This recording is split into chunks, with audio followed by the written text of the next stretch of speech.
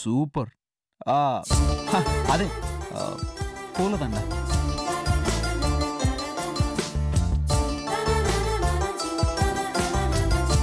కళ్యాణ్, ఆడపిల్లలాగా మొహమాట పడతావేంట్రా? చెప్పేరా.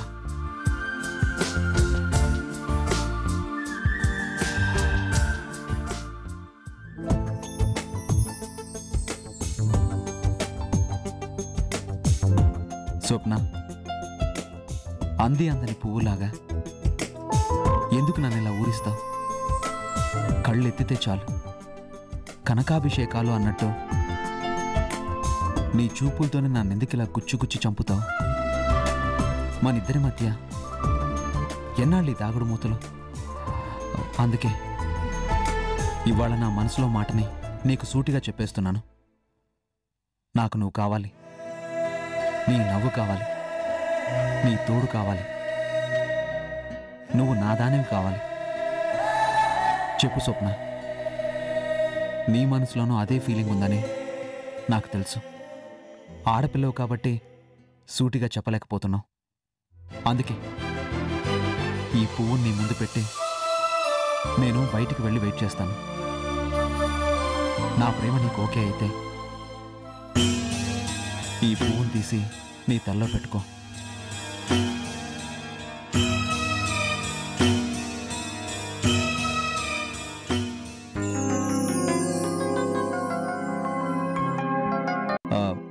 నేను బయట వెయిట్ చేస్తాను.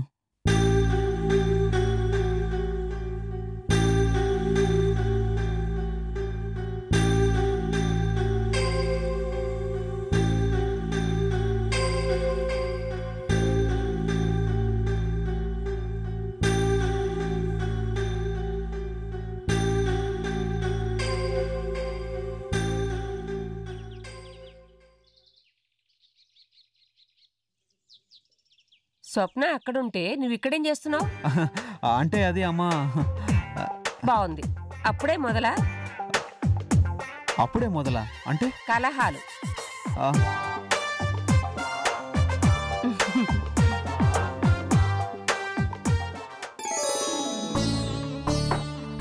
స్వప్న, దేవుడికి ఇంత పెద్ద పూలదండ కట్టావు, నీ తల్లో ఒక్క పువ్వైనా పెట్టుకోలేదే?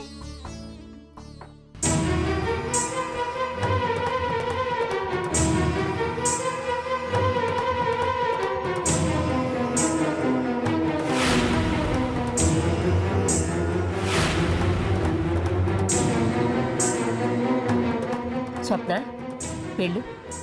నీ చేత్తో ఈ పూలదండని ఆ ఏడుకొండల వాడికి అలంకరించు.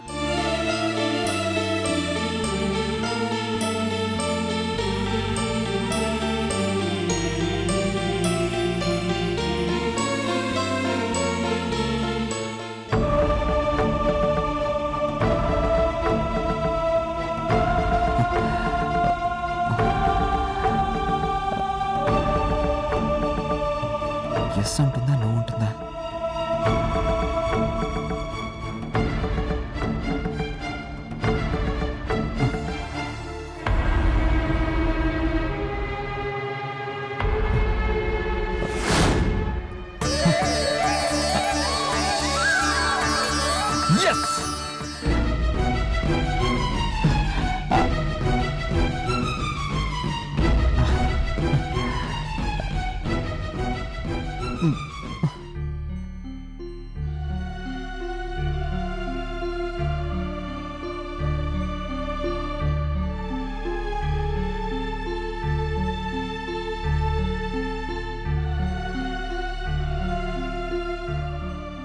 రామ్,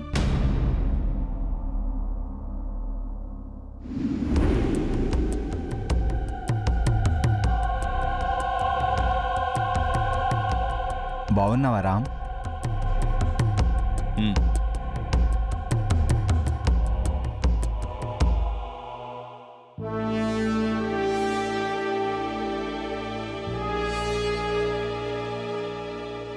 ఏంటివి? ఫ్యాక్టరీ తాళాలు. అంటే ప్రొడక్షన్ లేదు, జీతాలిచ్చే పరిస్థితి లేదు. అందుకే వర్కర్స్ అందరూ వెళ్ళిపోయారు. ఫ్యాక్టరీ మూతపడ్డాక నేనొక్కడే ఉండి చేయగలిగిందేమీ లేదు. కాబట్టి కాబట్టి నేను కూడా వేరే ఉద్యోగం చూసుకున్నాను. ఓ ఇవాళే జాయిన్ అవ్వాలి. తాళాలిచ్చి నీతో చెప్పి వెళ్దామని వచ్చాను. నన్ను క్షమించు. ఇలా వెళ్ళిపోవడం తప్పే, కానీ నా సంసారం కూడా సాగాలి కదా, అందుకే ఉంటాను.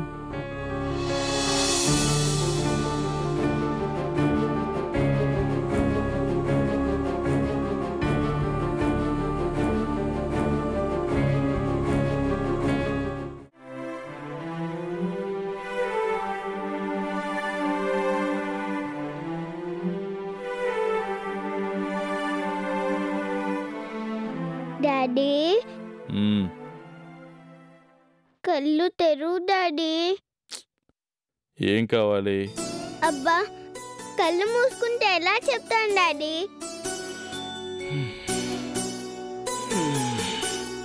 మ్మ్. ఇప్పుడు చెప్పు.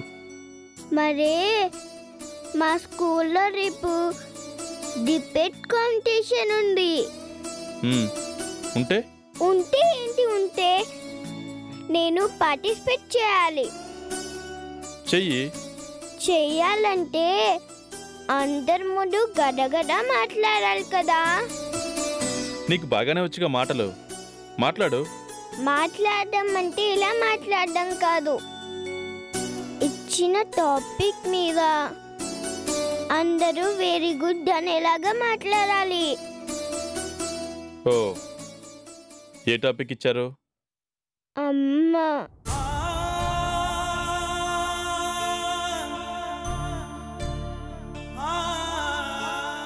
మై మదర్, మా అమ్మ అని టాపిక్ ఇచ్చారు.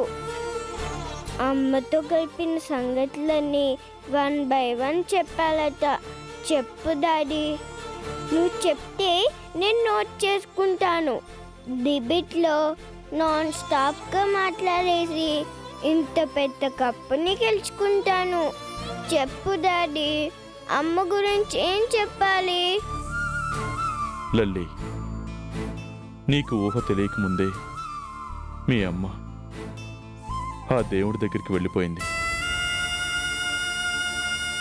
నువ్వు చూడని అమ్మ గురించి, చూసిన ఏ జ్ఞాపకాలు గుర్తులేని మీ అమ్మ గురించి ఏం మాట్లాడతావు?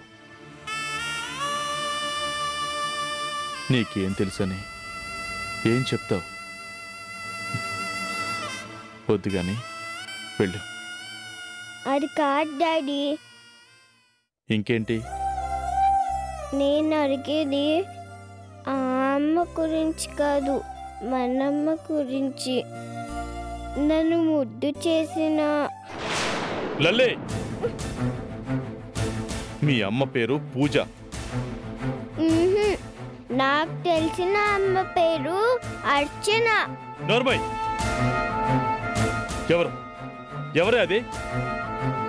నిన్నగాక మొన్న మన మధ్యకి వచ్చింది, అంతలోనే మనమ్మైపోయిందా? ఇంకోసారి నువ్వు ఆ మాట అన్నావంటే అంటాను, 100 సార్లు అంటాను, 1,00,000 సార్లు అంటాను. తనే నా అమ్మ, తనే నా అమ్మ. షడప్! వెళ్ళిపో. ఇంకొక క్షణం నా కళ్ళ ముందు నిలబడ్డావంటే నేనేం చేస్తానో నాకే తెలియదు. వెళ్ళిపో.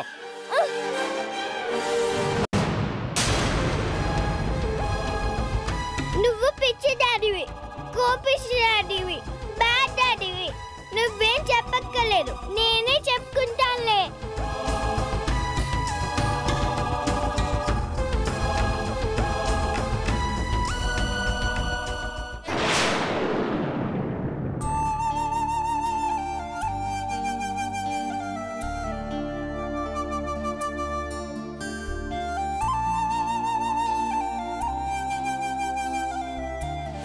అమ్మంటే ఎవరు? తొలి చూపు, తొలి పిలుపు, తొలి మాట, తొలి ఆట, తొలి గురువు, తొలి దైవం.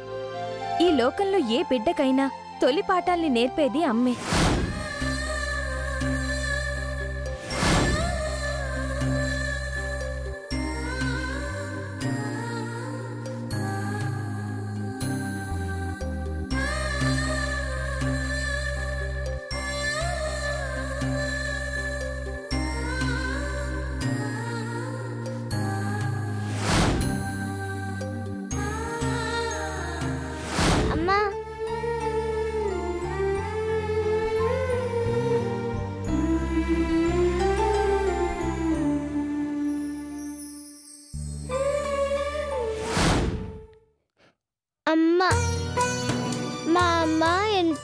మంచిది, బంగారు తల్లి.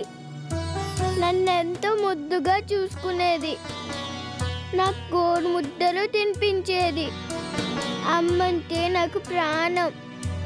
అమ్మ ఉంటేనే ఈ లోకంలో అందరూ సంతోషంగా ఉండేది. అమ్మ లేకపోతే మిగిలేది ఏడుపే.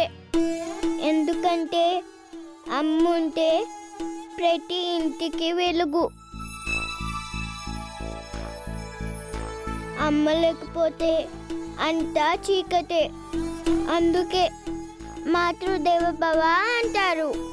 అంటే అమ్మ దేవుడితో సమానం కాదు, అంతకన్నా ఎక్కువే. దేవుడైతే అడిగితేనే వరాలు ఇస్తారు, కానీ అమ్మ అడగకుండానే అన్నీ ఇస్తుంది. పిల్లల కోసం అవసరమైతే తన ప్రాణాలు కూడా.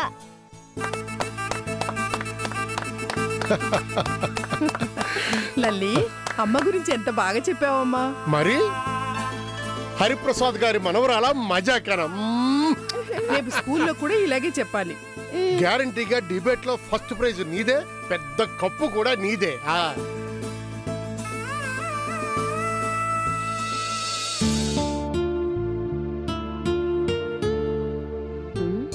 అమ్మను గురించి అద్భుతంగా మాట్లాడి కప్పును గెలుచుకున్న చిన్నారి కొమ్మ.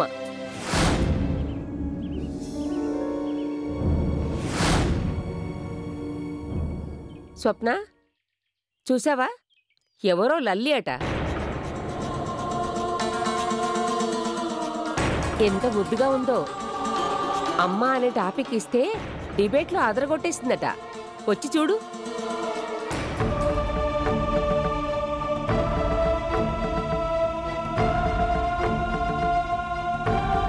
ఇదిగో చూడు.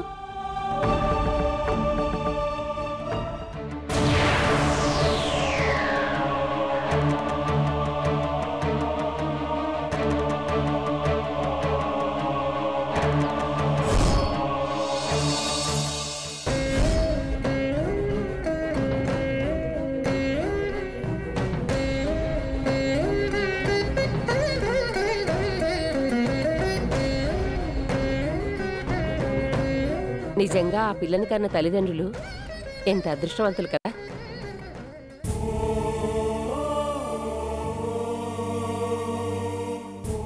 పదమ్మా, టిఫిన్ చేద్దాం.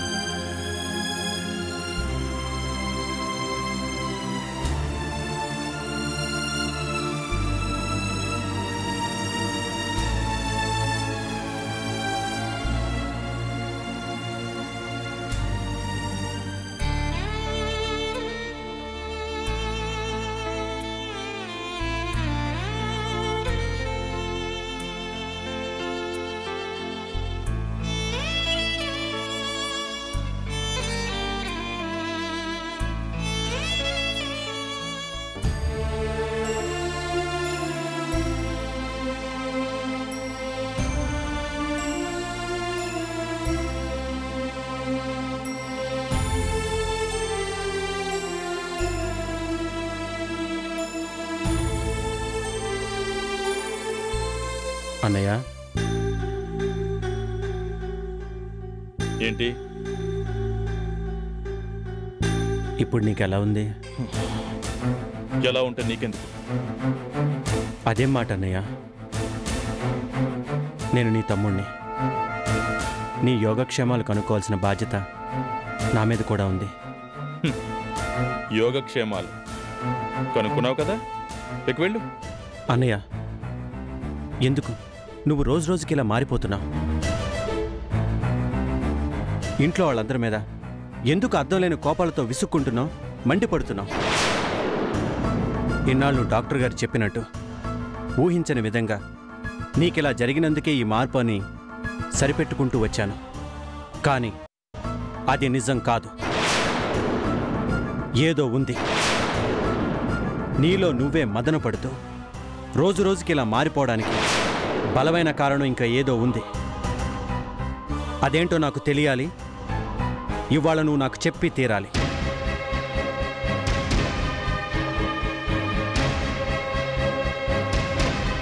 చెప్పన్నయ్య, అసలేంటి నీ బాధ? వదిన ఎక్కడికో వెళ్ళిపోయిందనే కదూ? నాకు తెలుసు. ఏదో జరిగింది. వదినకి నీకు మధ్య ఏదో జరిగింది.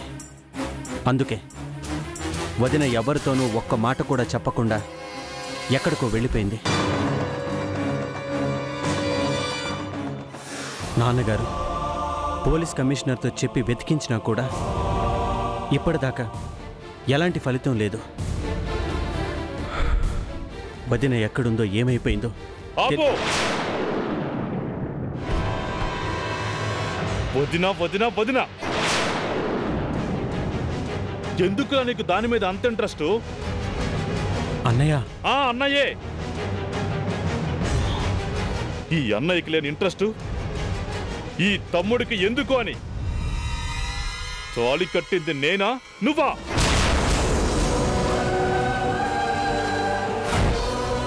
కాపురం చేసింది నేనా నువ్వా?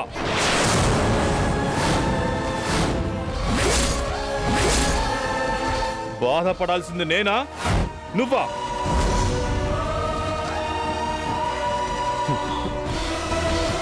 అన్నయ్య, ఏం మాట్లాడుతున్నావు? తను నాకు వదిన. ఓ వదిన. మరి వదిన కాకముందు అర్చన నీకెవరో?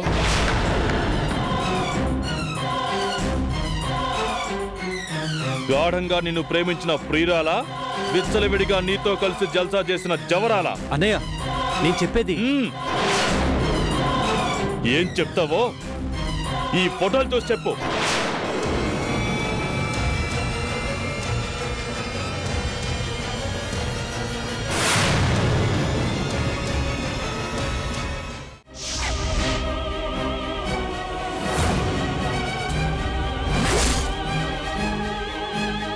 ఎవరు? ఎవర్రా? నీ పక్కన ఈ ఫోటోల్లో ఉన్నది ఎవరు? ఈ ప్రపంచాన్నే మర్చిపోయినట్టు రెచ్చిపోయి మైకంలో నీ గుండెల మీద వాలిపోయి కళ్ళు మూసుకున్నది ఎవరు?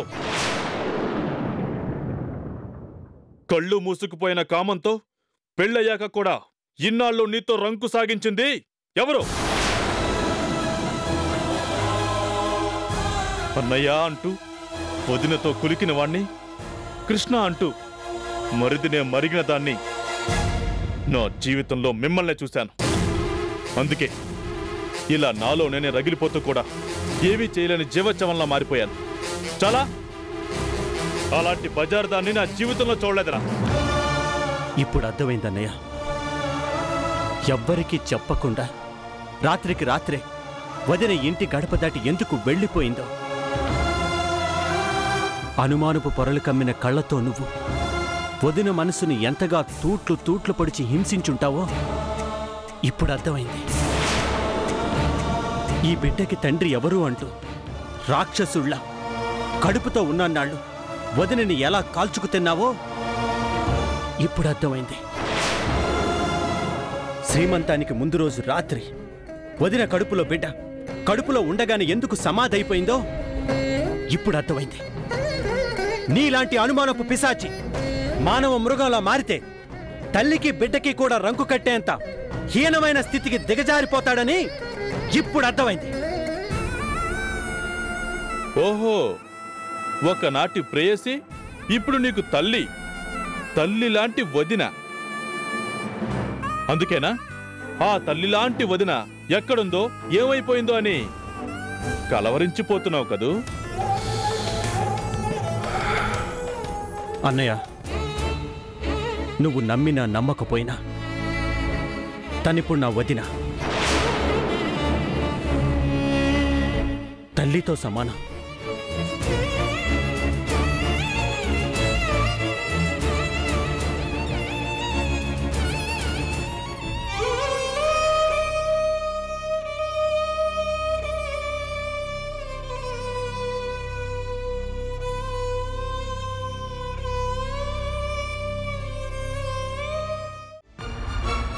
అన్నపూర్ణ, పెద్దాడు అంత మాట అన్నాడా? అవునండి. వాడంత చండాలంగా మాట్లాడతాడని నా కల్లో కూడా అనుకోలేదు. కట్టుకున్న దానికి తోడబుట్టిన వాడితో అక్రమ సంబంధాన్ని అంటగట్టి, ఛీ! వాడు మనిషి కాదండి, రాక్షసుడు. ఇప్పుడు అర్థమైంది అర్చన ఎందుకు ఇంట్లోంచి వెళ్ళిపోయిందో. భార్య కనిపించకపోయినా బెల్లం కుట్టిన రాయిలాగా దొంగ చూపులు చూస్తూ ఎందుకు వాడు సైలెంట్గా ఉండిపోయాడు. అంతేకాదండి, ఇప్పుడు గుర్తొస్తుంది, మొన్న పెద్దాడి రూమ్లో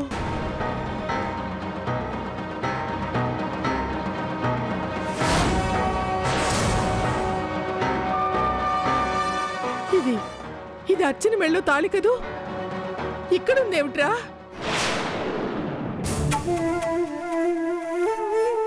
అడిగేది నిన్నేరా, మాట్లాడవి. ఏం మాట్లాడినావు? నాకేం తెలుసు? అబ్బాబాబా, ప్రశ్నల మీద ప్రశ్నలు వేసి చంపుతా వింటామా? తెగిపోతే అక్కడ పెట్టేసి వెళ్ళిపోయిందేమో. చెప్పాను కదమ్మా, ఎన్నిసార్లు అడుగుతావు? నాకేం తెలీదు అంతే.